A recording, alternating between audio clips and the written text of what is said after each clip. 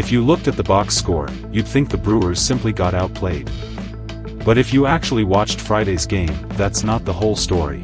Milwaukee crushed baseballs all night long, made solid contact over and over, and somehow still walked away with a frustrating 5-2 loss. Now the big question is, was it just bad luck, or is Colorado about to become a serious problem for one of the hottest teams in baseball? Today's matchup could answer that question, and there's a lot more riding on this game than just one win.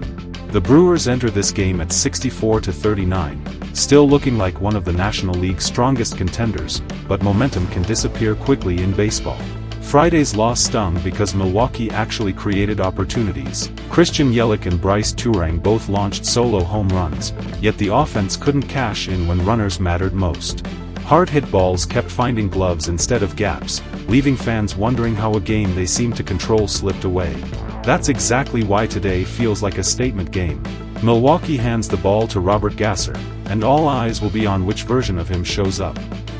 Just a few days ago against Miami, Gasser looked outstanding, throwing 5 innings of one-run baseball while striking out 5 without issuing a single walk.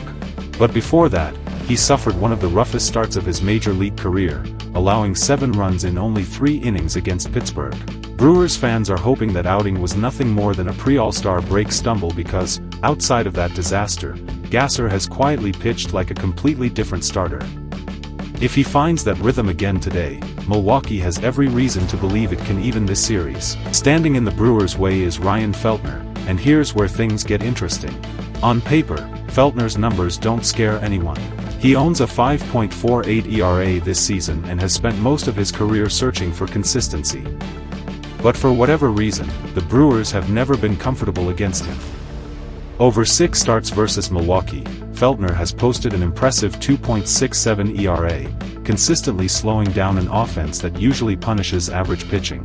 Baseball has a funny way of creating these unexpected matchups, and the Brewers know they can't overlook him simply because of what the season statistics say.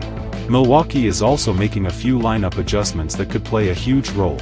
Cooper Pratt returns to shortstop after Joey Ortiz struggled at the position in the previous game.